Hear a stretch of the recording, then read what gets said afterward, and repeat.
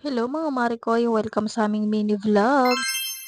For today's video mga Marikoy, eto nga ang aking ganap. Hinahanda ko na nga pala yung babaunin ni Baby Elise. May pasok kasi sila ngayon kaya edo for the ready nga ako ng kanyang babaunin. Tatlo nga pala yung babaunin niya ngayong araw. O diba ang dami? Ito nga pala yung isa sa mga babaunin niya, yung brownie bites. Binili nga pala namin yan nung umalis kami ni Papa Noriel. At eto naman nga yung iba, ice gems at eto nga ang Coco Crunch. Bali isang brownie bites nga lang pala yung pinadala ko sa kanya. Fast forward mga Marikoy, andito na nga pala kami sa school. At eto nga ang batang makulit. Nakapila na nga dito sa labas. For the green ipit nga pala siya for today's video. Tinatanong ko nga siya kung kaya niya ba yung bag niya dahil medyo mabigat nga dahil nga sa tubig niya. Malaki kasi yung tumbler niya at wala nga siya ibang tumbler kundi yun nga lang. Kaya tinanong ko siya dyan ng paulit-ulit kung kaya ba niya yung bag niya. Oo naman daw mga Marikoy, kaya naman ayan pinadala ko nga sa kanya. At maya rin mga Marikoy, eto nga at pinapasok na rin sila. Hindi ko napansin na hindi na pala pantay yung ipit niya. Oh my goodness. Huy, hindi mo kinaya. English yon.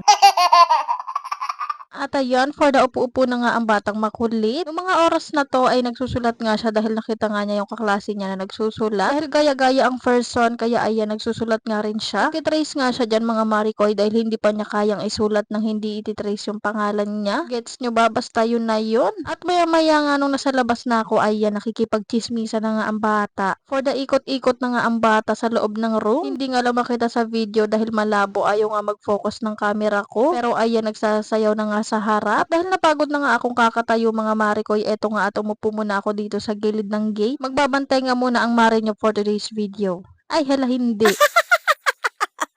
At nung uwian na nga nila Baby Elise mga Marikoy, eto nga at papunta nga kami sa papa niya. O diba, imbis na umuwi na, eto nga at nag-aagala pa kahit mainit. Makulit ang mag-inang to kahit mainit. Hala, sige ang lakad. Excited siyang ipakita yung star niya sa papa niya. Kaya ayan, nagpunta nga kami sa papa niya. Mga bandang hapon na nga pala yan mga Marikoy at eto nga ang bata. For the kulit-kulit na naman siya. Sinuot nga niya yung mga malilinis na damit. O diba, napakakulit. At naisipan ko nga maglaba mga Marikoy. Kaya ayan, for the laba ang person. Magsisipag-sipagan nga muna ang mima nyo for today's video. Ay, at eto nga ako, napakahagard na grabe naman yan. Pagod na pagod. Ay, halang OA. At etong nakakainis mga Marikoy. Habang naglalaba nga ako, biglang umulan. Nakakainis. At yung mga sampay ko, malamang pinasok ko dahil pag hindi ko yan pinasok, mababasa ng ulan. Or the madaling-madali ang person sa pagpasok ng mga sinampay. Diyos mio, Marimar. Siyempre, kung ako ay busy, etong ang batang makulit ay busy rin sa pagkukulit. Ano pa bang bago?